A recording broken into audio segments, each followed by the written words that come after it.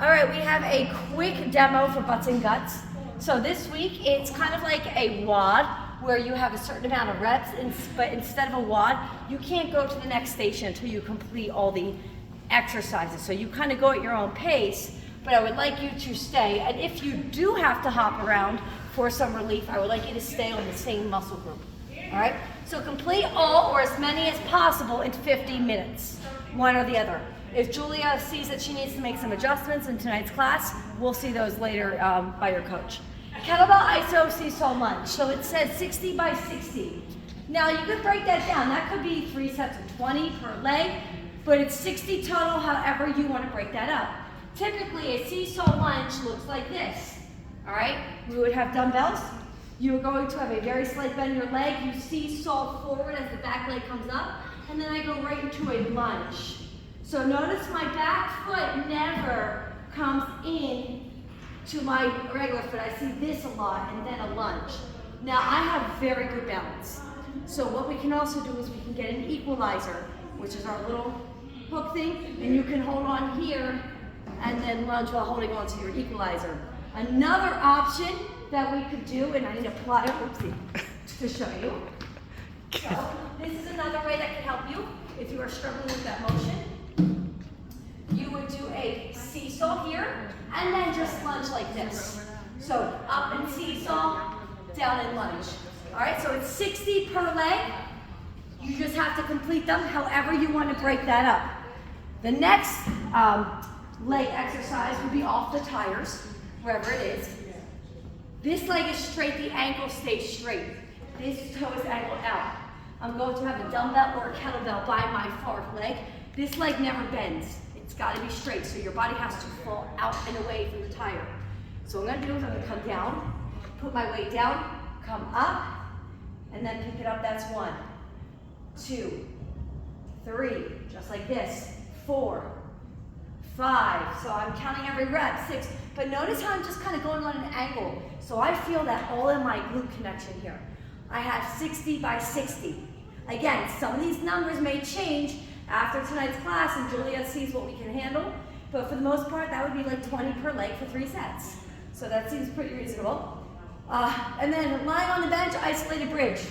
You don't need any dumbbells for this one. It's really fabulous for the legs. Again, it's another 60. This one will probably take a little bit longer because it burns. You want to sit enough where your arms are here, my wing bones are above. Take one leg, full bridge, fully touch. You gotta go down to the floor. Bye guys, down and up. Bye, right, tomorrow. So we have 60 per leg. If your neck starts to hurt, just hold it like this, okay? And again, if you need to break these ones up, because this will get intense on the glutes, I would prefer if you stayed on the leg side, but if you have to, you can go on the abs. I just would recommend burning out all legs or all abs first. All right, so that one's gonna take you a bit, but it's really gonna hit those glutes. Hanging leg raises. I don't have them set up, but the coach will be able to show you. That's when we get in the cable tower, we do hanging leg raises. If you can't do hanging leg raises, you're just gonna go find lying leg lifts somewhere like this. If it hurts your low back, then you're gonna keep them and tuck in like this for 100. And again, I know 100 seems a lot, but think of 4 sets of 25, right? Bosu resurrections. So those are here on the Bosu balls. You're gonna see these out. As normal, you never wanna sit on the top of the ball, because if I sit too far up top and I go back, I'm gonna fall, right? So you wanna sit all the way down, like literally like I'm almost on the floor. So this is what it looks like. I'm gonna stretch, this actually feels really good in your low back. Touch that ball above your head. Now, try to keep the ball above your head the whole time. Try to bring it down if you're gonna be standing, right? So here, keep it up, stand. Sit back down, unfold, okay? That is the Bosu resurrection. You don't even need to jump. That just gives you a little bit of cardio. If you want to jump at the top, this just adds cardio. It doesn't really help the abs anymore. But you want to avoid a resurrection going like this and then picking it up, right? Because when you keep it above your head, you're working your abs more. Now, but resurrections are also hard. So if you cannot do them, you are simply going to go floor and then reach in front of you to the floor. If you have a buddy that also cannot do resurrections, put them across from you and then play catch. Here, and I would pass it to them, and then they would crunch. All right, so you could play catch and work on that way if you want to as well. So those are options for you. That's only 50 of them. If you're doing floor to floor, I would say like 75, okay? And then line plate crunch over. It does say 50-50, but I just changed that. So I'm gonna say 100 of these, all right? So these we typically do on the bench. I might have, maybe we can set up the clap ropes because I do like them elevated. If you want, you can do it on the floor if you don't like being elevated. So plate crunch overs, look like you're about to do a skull crusher, but I'm going to roll my knees in as I lift and hover over my shins and then open. In, open. So notice I lift my head, neck, and shoulders when I come over, and I rest them when I open. All right, so those are plate crunch overs, and I typically do a 25, and I would like 100 here. You could also do a 15 bumper or a 10-pound plate as well.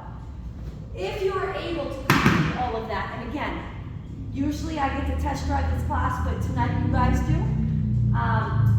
If you complete it all, we have 2 bonus exercises, and if you have extra time, you can certainly do them. The first one is a pelvic floor knee in. So what I'm going to do is here, you see how I have a natural arch in my low back? I need to thrust my hips up, push my belly button down. Now you see it's not there, right? So here's my natural arch, and this is me tilting my pelvic floor. This is so important, ladies, for every one of us. Okay, keep this tight. So here I'm thinking about the transverse abdominal band, which is the one that holds in your pelvic floor that wraps this way, not the abs this way. We want to think this way. So I'm thinking about that. So sometimes I hold the thing, and then I'm going to go 1, 2. So as I'm lifting my knees, I am applying pressure on this band to keep my back flat. Look, if I loosen up, look what happens to my low back. It comes up. But when I keep it engaged and tight, it stays flat. And then I am feeling that pelvic floor. It looks like such a simple exercise, but already I can feel it. So I would like 100 of these. Typically, I would probably do a 1-2 count. If you have time, you could do a 1-1 count. I mean, these feel good, but they're like a good burn. You'll see what I mean by that. All right, and then the other bonus was 100 per leg for inner thigh pulses. So I had lift 1 heel. Again, I'm not doing this, okay? I'm not rocking. I'm literally just squat pulsing with the heel elevated. You have 100 per leg. All right, happy butts and guts, guys.